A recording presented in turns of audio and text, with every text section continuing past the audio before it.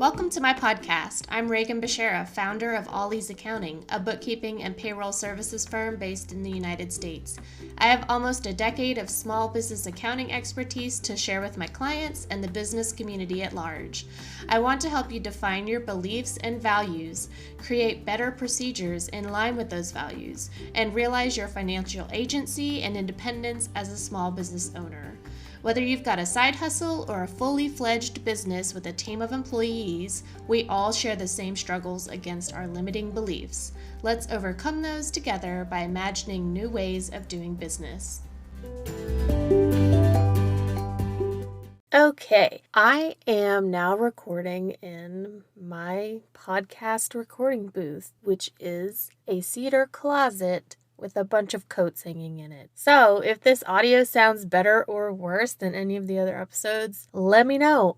I want to hear your feedback about the audio quality, because before I was sitting in front of my desk, which is right in front of a big window, which faces a very busy street. And I know that there was a lot of traffic noise, and especially if it were raining, you could hear the rain outside. And I just want to know, is this at all an improvement or is it worse? And yeah, I would love to hear your feedback on that. So we're going to go ahead and get started with today's episode, which is whether or not debt is good or bad. Is it a morally neutral thing? And here are all the reasons that I think debt is neutral. Number one, because everyone already wants you to think it's bad, right? We have people online that are pushing this narrative of become completely debt-free and financially independent or whatever. And you rarely see anybody talking about using debt on purpose, right? You see people talking a lot about living a debt-free life, celebrating paying off their debt, and selling their methods for how they did that. How is it that you're morally obligated to pay off your debt and not incur further debt when our own government and the largest corporations in the world are all in large quantities of debt to each other? But then if you don't pay off your debt, let's say you don't pay off your car in 3 years instead of 5 years, you're not good with money, quote unquote. Think about who benefits from your belief that you're somehow bad with money because you owe some money to somebody else. If you believe that you're not good with money, maybe you don't establish a savings plan and you only pay the minimum on your credit cards or other financed debts like your car or your house note. Then you actually end up paying more money over time to the person who holds your debt, who you owe. The longer that you take to pay something off, the more interest you pay over time and the more money they make off of you being in debt. But also, paying off your debt earlier doesn't make you a better person. Maybe it just means that you prioritized paying off one debt over the other. There's a lot of methods out there that talk about snowballing your debt, which is starting with either the lowest interest rate or the highest interest rate. I don't even know which one it is because I don't care. But maybe it just means that you prioritized paying off one over the other, or you budgeted in one area of your life so that you could pay more on your car note. And it's not an inherent judgment about your worthiness as a person, right? It just means that you did something differently. And paying off a credit card or any debt doesn't mean that those folks who paid it off don't turn around and rack up another loan somewhere else. Obviously, there's money to be made in selling the idea that paying off debt makes you good with money and therefore a good person. So people capitalize off of their ability to do so. So they're selling you the idea that you should want to pay off debt completely and as quickly as possible, because if you do that, then you'll be a good person. And who doesn't want to be a good person, right? But you get to decide how you want to think about the money that you owe. So let's exercise some agency over that aspect of our lives. This whole podcast and my whole philosophy on business is that we're exercising financial agency and we're being good self-advocates for ourselves. Number two reason that I think that debt is neutral is because I think of it as a tool, just like a hammer. Whatever you do with it can be useful or it can be harmful, but it's just not even limited to those two things. It's a tool.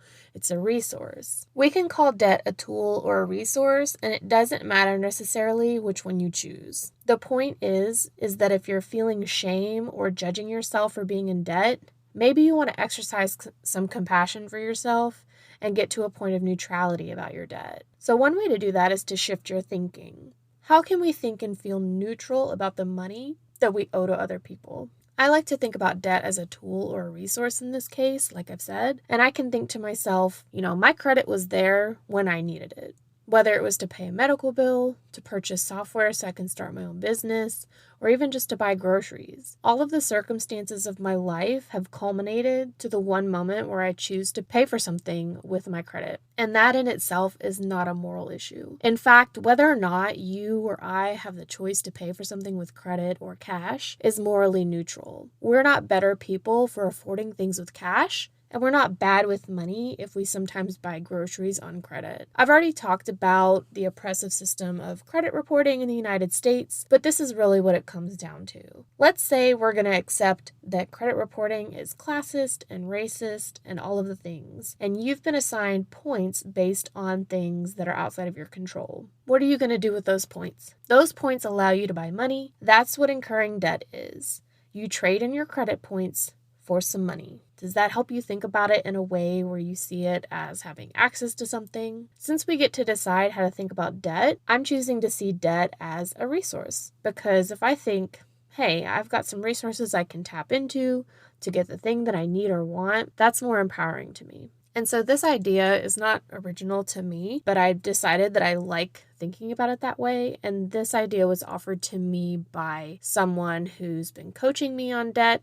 And her name is Ana Lopez, and she has her own podcast. If you want to go listen to that, it's Sex and Spanglish. But I wanted to credit her for this idea that when we're thinking about debt, we can just think about it as we're trading in credit points and get some money. So because debt can be used for good things in business and in life, but it can also be the reason that someone stays in poverty, it's neither good nor bad as a thing that exists. It's like if we're looking at debt objectively, imagine that it's a cube sitting on the table in front of you. It has 6 sides. They're all the same length and height. We can touch the object. We can pick it up. But the rest of the people sitting around us are all looking at it from a different angle than us. Everybody's looking at the same object, the cube, and seeing different things. And we have the autonomy to get up and sit in a different seat and look at the cube in a different way. We can even pick it up and manipulate where it is in space. The same is true when we view debt objectively as something outside of ourselves that we get to decide how to think about.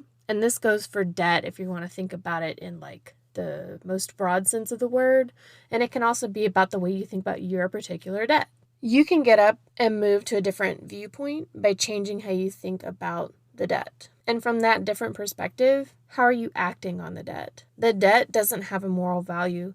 It's just an object, and it's not reflecting us in any way unless we sit on the side where there might be a mirror reflecting back at us. So we can either take the mirror off or we can turn the cube around. Then it ain't reflecting shit. I think this visualization is so helpful because it creates space between us as human beings and the things that we're using to beat ourselves up with. Human nature is to be obsessed with or have a bias towards the negative. But if we aren't identifying with a thing that's outside of us, that actually is where we take back our agency. The number in your bank account is outside of you, as is the number on your credit card statement that says you owe that much money. Both of those things exist outside of your humanity and your identity. So debt is a tool and a resource, and you can think about it as one or both of those things. You can think about it any other way you decide to. But whatever way you think about it, it exists independently of us as humans. Just like rocks, trees, and water, we get to decide how to access it and use it. And if you're using your debt to beat yourself over the head for not being quote-unquote good with money, it's like hitting your thumb with a hammer to punish yourself for not being a good carpenter. Just why would you do that? So I want to be a little bit of an anarchist about debt, in that I'm not going to tell you to pay all of your debt off as quickly as possible and be completely debt-free forever. Neither am I going to tell you that as a business owner, you should be utilizing debt as a tool. It's really not my job to tell people what to do, honestly, but I think it's important to examine how we think about debt in general, about our own personal and business debts, and then decide if we want to change that. So I'd like to hear from you about how you think about debt. You can send me a DM on Instagram at AllEaseAccounting or comment on the post for this podcast. It'll probably be at the top of the feed if you're listening to this shortly after it's released. Do you beat yourself up for being in debt for anything? What kind of debt do you even have? A mortgage, a car note, credit card bills, medical bills, student loans, etc.? Did you have to go into debt to start your business? And that includes utilizing personal credit cards for business expenses? Share with me how you think about debt. I'd love to get the conversation going and start imagining new ways of using or not using debt. Bye!